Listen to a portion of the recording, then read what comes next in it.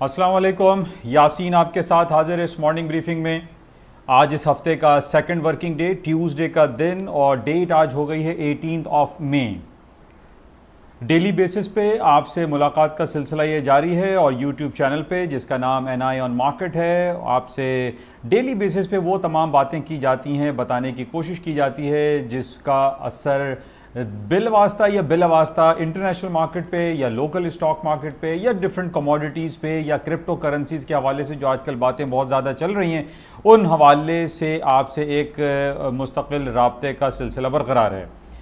कुछ बातें करने से पहले आपसे ये गुजारिश, इस YouTube चैनल को प्लीज़ लाइक करें, शेयर करें और इसको सब्सक्राइब करें विद बेल आइकन, और ज़्यादा से ज़्यादा इसको फैलाइए अपने दोस्त अहबाब, अपनी फैमिली मेम्बर्स में, ताकि एक 5 से 10 मिनट की जो क्लिप होती है जिस पे पूरी दुनिया का हाल अहवाल मुख्तसर अंदाज में बयान किया जाता है, ये तमाम लोगों को इससे आगाही मिलती रहे।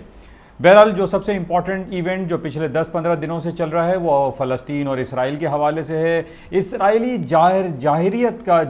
का बहुत खुलकर मुकाबला कर रही है फ़लस्तीनी मासूम मुसलमान लोग, जिसमें बच्चे, ख़वातीन और बुज़ुर्ग हजरात को निशाना बनाया जा रहा है। वहाँ की इमारत, वहाँ की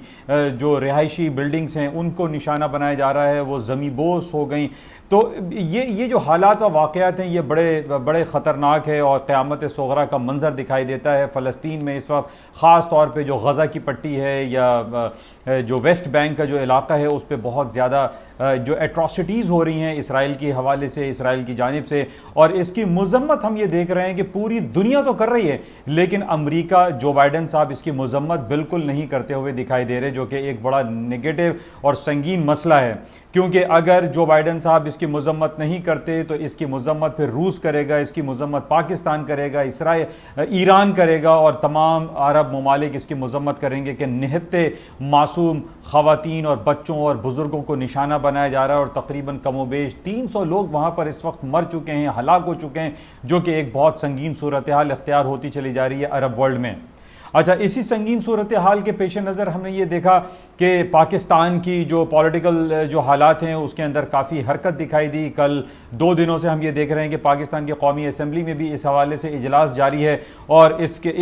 मज़म्मती करारदाद पेश की जा रही हैं। कल हमारे जो वज़ीर ख़ारजा है शाह महमूद कुरैशी साहब भी अंकारा तुर्की रवाना हो गए और वहाँ से वो टूवर्ड्स न्यूयॉर्क जाएंगे, जिसमें कौमी असम्बली जो सलामती कौंसिल के हवाले से एक सिलसिला शुरू किया जाएगा कि यूनाइटेड नेशन की जो सिक्योरिटी काउंसिल है उसके अंदर भी इस इशू को उठाया जाए और उसको जल्द अज जल्द ख़त्म करवाया जाए, क्योंकि जो मासूम जानें वहाँ ज़ाया हो रही हैं इसको कभी भी कोई शख्स बर्दाश्त नहीं कर सकता। बहरहाल इन हालात व वाक़यात के पेश नज़र हम ये देख रहे हैं कि पूरी दुनिया में जो कमोडिटी मार्केट है, ख़ास तौर पे जिसमें हम प्रेशियस मेटल की बात करते हैं, जिसमें गोल्ड सरे फहरिस्त है, गोल्ड की कीमतों में हमने काफ़ी इजाफा देखा। पिछले 4-5 दिनों में हम देख रहे हैं तकरीबन $40-50 मार्केट ऊपर की तरफ जा चुकी है और आज भी सूरत हाल कुछ मुख्तलिफ नहीं है। 1874 का गोल्ड की मार्केट ने हाई कर दिया है on the basis of these all atrocities जो कि फ़लस्तीन के ऊपर इसराइल की तरफ से की जा रही हैं। हमने हमेशा ये देखा है कि जब भी जो ये हालात व वाक़यात जो दगरगू होते हैं, जहाँ खलफशार रोनुमा होते हैं, नमूदार होते हैं, उसमें हमने ख़ास तौर पे प्रेशियस मेटल में गोल्ड की मार्केटों को ऊपर जाते देखा है। और आज भी हम यही देख रहे हैं कि गोल्ड की कीमतों में जो खातिर खा इजाफा हुआ है उसकी वजह सिर्फ और सिर्फ जो बुनियादी तौर पर अभी पिछले 10 दिनों में दिखाई दे रही है वो फ़लस्तीन के ऊपर इसराइली जारियत देख रहे हैं। इसके अलावा जो गोल्ड की ऊपर की कीमतें ऊपर जाने का जो सिलसिला रवां दवां है, उससे पहले भी मैंने आपसे ये जिक्र किया था कि जब तक अमेरिका अपना शरह सूद बढ़ाने की तरफ नहीं जाएगा गोल्ड की कीमतें नीचे नहीं आएंगी। अब हमारे पास 2 सिलसिले दिखाई दे रहे हैं। एक तरफ अमेरिका की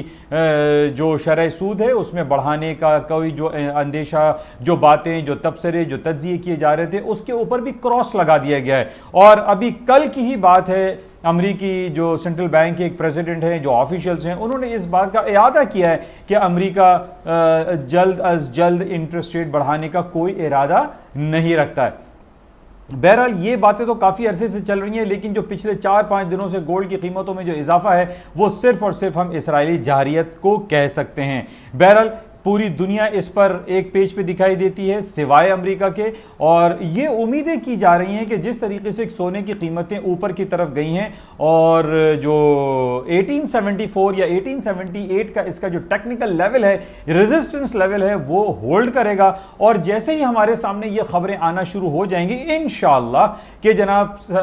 फलस्तीन के ऊपर इसराइली जारियत खत्म हो रही है या जंगबंदी की तरफ जा रहे हैं, ट्रूस की तरफ जा रहे हैं, उसके साथ ही हमें यह इम्कान है कि गोल्ड की कीमतें वापस नीचे की तरफ आ जाएं। लेकिन ओवरऑल जो सिनेरियो हमारे पास मौजूद है, जो कि काफ़ी अरसे से मैं आपसे जिक्र कर रहा हूं कि जब तक अमेरिका या दूसरे यूरोपियन ममालिक अपने इंटरेस्ट रेट को बढ़ाने की तरफ नहीं जाएंगी, गोल्ड की कीमतें नीचे की तरफ नहीं आएंगी। लेकिन इस वक्त जब गोल्ड की कीमतें 1874 या $75 पर आउंस के हिसाब से चल रही हैं, इसमें एक हेल्दी करेक्शन पाया जाता है। और वो हेल्दी करेक्शन टेक्निकल ग्राउंड पे उसी वक्त आएगा जब जंग बंदी की बातें हमारे सामने आ जाएंगी। तो हमारी ये दुआ है कि इसराइल और फलस्तीन के दरमियान जो जंगी कैफियत रोनुमा जो बर्पा हुई भी है, उसमें जल्द अज जल्द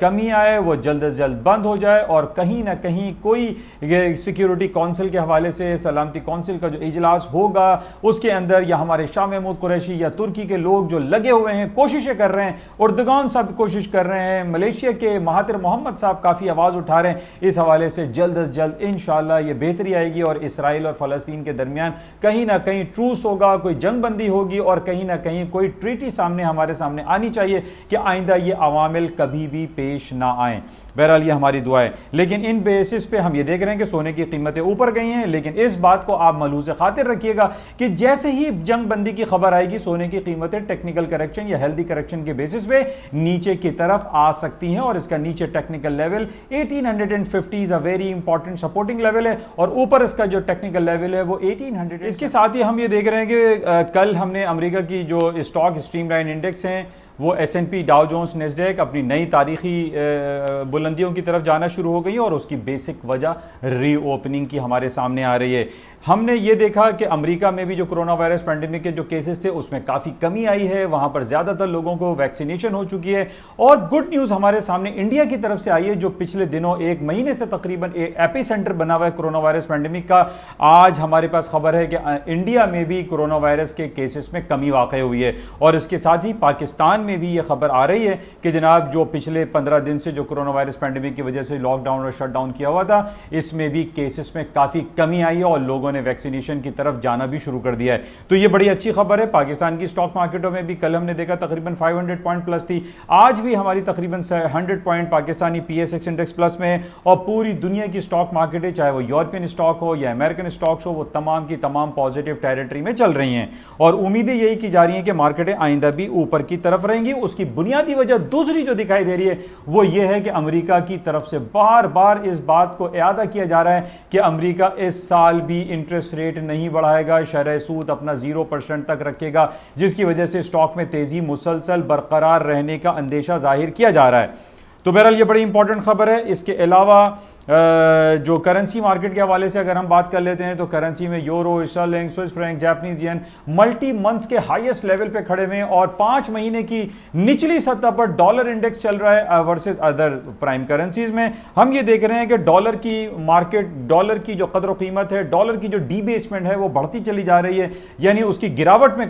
जो बड़ी तेजी से कमी आ रही है और उसकी वजह सिर्फ यही है कि अमेरिका अपने इंटरेस्ट रेट बढ़ाने की तरफ नहीं जा रहा है। अच्छा, इसके साथ ही मैं बहुत दिनों से आपसे जिक्र होता रहता है क्रिप्टो करेंसी के हवाले से और अक्सर लोग कुछ नाराज़गी का भी इजहार कर लेते हैं कि जनाब आप क्रिप्टो करेंसी के बारे में बात क्यों करते हैं। तो बेसिक पॉइंट ये है कि क्रिप्टो करेंसी मार्केट का एक हिस्सा है। अब ये क्रिप्टो करेंसी के हवाले से हम अपनी आंखों को बंद नहीं कर सकते। जैसा कि मैंने पहले भी आपसे ये कहा था कि पूरी दुनिया में आज से अगर 25 साल हम चेक करते हैं तो ये फॉरेक्स मार्केट में, ये अमेरिकन कमोडिटी मार्केट में, यूरोपियन स्टॉक मार्केट में, ये जो स्क्रिप्ट हमारे पास ट्रेड होता है, इनकी टोटल वर्थ डेली बेसिस पे $2 ट्रिलियन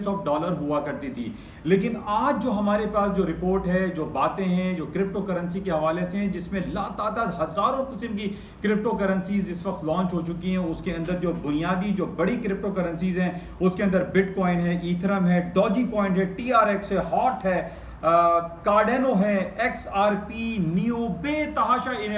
क्रिप्टो करेंसी इस वक्त मार्केट में लॉन्च हो चुकी हैं। और जब से हम ये देख रहे हैं कि टेस्ला के मालिक मिस्टर एलन मस्क की जो खबरें आ रही हैं कि वो डॉजी कॉइन पे, कभी बिटकॉइन पे, कभी किसी क्रिप्टो पे, कभी ईथरम पे वो बातें करते हैं, जिसकी वजह से क्रिप्टो करेंसी का आज मार्केट कैपिटलाइजेशन $2.5 ट्रिलियन हो चुका है। तो इस वजह से इसको हम मलहूज़ खातिर हमारे लिए लगना बहुत ज्यादा जरूरी है, क्योंकि क्रिप्टो करेंसी को समझना बहुत ज्यादा जरूरी है। क्रिप्टो करेंसी की माइनिंग बहुत जरूरी है समझना, इसका वॉलेट क्या होता है, इसका ब्लॉकचेन क्या होता है। और इन्हीं बेसिस पे हम ये देख रहे हैं कि क्रिप्टो करेंसीज की कीमतों में दिन रात इजाफा होता चला जा रहा है। आज का जो न्यू जनरेशन है वो बहुत ज्यादा क्रिप्टो करेंसी में, ब्लॉक चेन में, माइनिंग प्रोसेस में, इसमें बहुत ज्यादा दिखाई दे रहे हैं। और इसके अंदर बहुत सारे सॉफ्टवेयर भी लॉन्च हो चुके हैं, जिसके अंदर बाइनेंस जो सॉफ्टवेयर है बहुत ज्यादा मशहूर है और तकरीबन बहुत सारे लोगों ने इसको अपने मोबाइल की एप्लीकेशन डाउन कर रखी है। तो बहरहाल इस क्रिप्टो करेंसी के हवाले से आपको चेक करना पड़ेगा कि अगर गोल्ड, सिल्वर, करेंसी, कमोडिटीज या स्टॉक में अगर उसके अंदर वॉल्यूम कम हो रहा है तो वॉल्यूम कहां जा रहा है। तो बेसिकली अगर आप जाके इसको चेक करें तो क्रिप्टो करेंसी में $2.5 ट्रिलियन का मार्केट कैपिटलाइजेशन हो चुका है, जिसके अंदर बहुत ज्यादा वॉल्यूम दिखाई देता है। और इन्हीं बेसिस पे हम गोल्ड एंड सिल्वर की मार्केट को का भी मवाजना करते रहते हैं। तो बहरहाल इसको आप जहन में रखें, इसको चेक में रखें, it's a very important point है। और इसी बेसिस पे आजकल मार्केट ऊपर नीचे हो रही है। बहरहाल ये कुछ बातें, कुछ कहानियां, कुछ रिपोर्ट्स आपके सामने पेश की गई और मैं उम्मीद करता हूं कि आपको कुछ ना कुछ इससे फायदा जरूर होता होगा। आजकल पाकिस्तान में, खासतौर पे कराची में तोकते साइक्लोन की बहुत ज़्यादा बातें हो रही हैं। अल्लाह हम सबको महफूज रखे। पाकिस्तान खासतौर पे कराची में जो साहिली पट्टी पे रहने वाले जो लोग हैं उनको रेड अलर्ट वारंट जारी किया गया है कि जनाब